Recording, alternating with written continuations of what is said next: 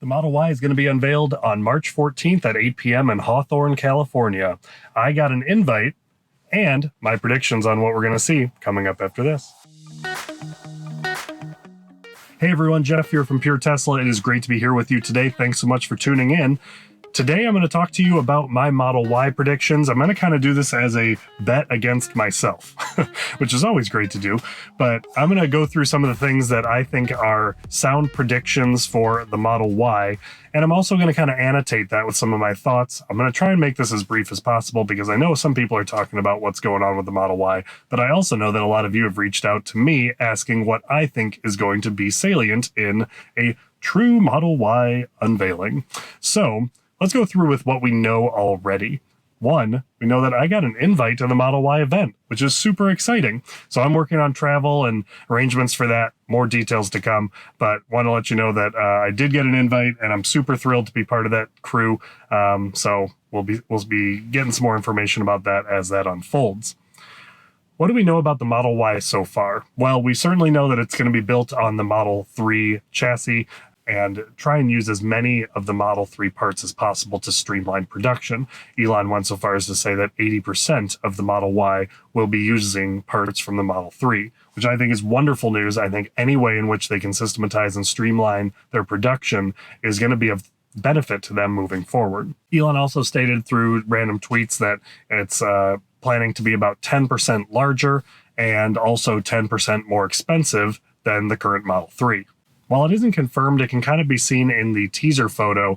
I believe the Model Y will not have the glass windshield like the Model X does. I think it'll be much more similar to the Model 3, where it has the seam up top and then the panoramic roof after that. So I do not believe that it's going to have the full scoop windshield like the Model X does, but you never know. Those pictures, there's a lot left to the imagination, so I guess we'll only be able to figure that one out on Thursday. And based on the picture itself that was sent out to everyone, it will have side mirrors. That is a US regulation. Whether or not they'll be removable, whether or not there'll be cameras that can help work with that is up for debate.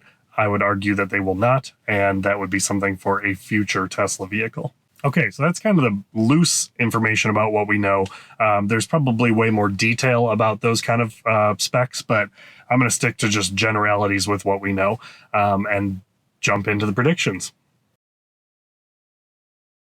So I have 9 predictions that I'm going to make, and I'm going to give myself a point for each one that I get right, and obviously no points for the ones I don't get right. So I have a total of possible 9 points to be able to win this draft here, and we'll see how I do. I'd love to hear your comments below as to how many you think I'm going to get right based on what you hear in this episode today. Some of them I feel pretty good about. Some of them are a little bit of a stretch, but we'll see how it unfolds. First of all, it's going to be very similar to the Model 3. Can I call that a prediction? I think it will have a landscape screen, very almost identical to the Model 3.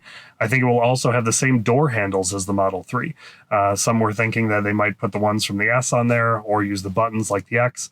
I think that will be one of the 80% part pieces. It will use the same door handles. I also believe that there will be 2 rows. I wish there would be 3 rows. I wish there would seat more than 5 people, but I think I'm just being realistic in the fact that I think it'll be a 5-seater. I think that by being only 10% larger, it doesn't create enough space in order to be able to create seats in the back. And if it were, man, they would be small because, as a lot of people have noted, the Model X isn't a huge SUV in and of itself. That 3rd row is pretty cramped. I can't imagine what that would need to do in order to be able to put a couple of seats in the back of the Model 3. To my probable displeasure, but probable happiness, I do not believe there will be falcon wing doors on the Model Y. I think that it will incorporate doors very similar to the Model 3. The Model X has been considered this Fabergé egg by Elon, and they've run into a lot of issues with the falcon wing doors. Now that's to say, they could have overcome those issues and feel confident about the falcon wing doors, but at the same time, I feel like including that on the Model Y would just reduce the interest in the Model X. The Model X is just such a unique vehicle, and the falcon wing doors is one of the main reasons why. And so if you bring that down to your Model Y, It's just reducing that interest level for the Model X. So due to complexity, due to cost, due to not kind of messing with the lines for the different models, I believe that there will be no falcon wing doors on the Model Y, and they'll just have standard doors like the Model 3.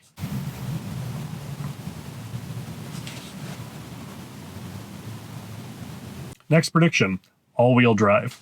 I believe that each Model Y vehicle, at least at launch, will have all-wheel drive, and that will not be an option to get a rear-wheel drive version, at least in the initial launch. Now that kind of stems into my next prediction, where I believe that there will be only long-range versions available, and the long-range version, at least at launch, will be above 300 miles of range. Elon had originally said that it'll be a slightly reduced range.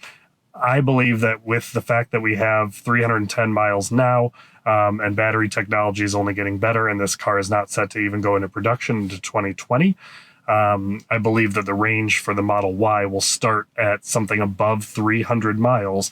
And that doesn't mean that, down the road they won't create like a standard range version of the Model Y, but I do believe that at launch the Model Y will be shipping with over 300 miles of range. Okay, the trunk. 2 predictions. 1, it will have dramatically more cargo space. I think they will square off the back end of the vehicle in order to be able to increase cargo capacity in the trunk area. By doing that, I guess it opens up the possibility to be able to put 2 collapsible seats down there. I still don't believe that's going to be the reality. So prediction, squared off back end in order to increase cargo capacity. I also believe that there will be an auto closing trunk. That's one of the largely requested features in the Model 3, and in a lot of modern SUVs, the trunk latch auto closes. I believe that will be included on the Model Y as well.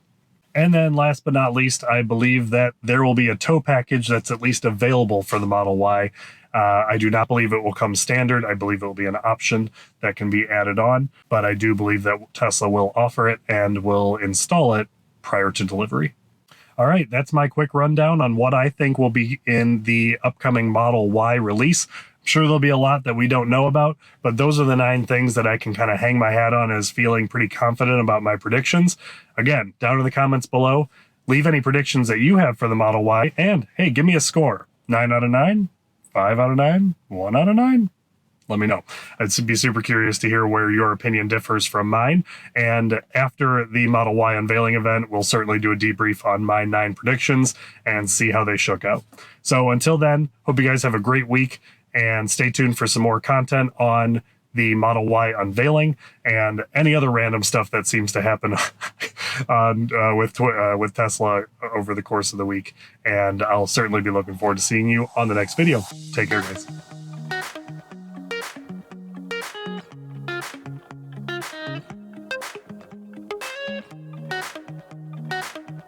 Hey everyone, Jeff here from Pure Tesla. Super great to be with you today. Ooh, hello.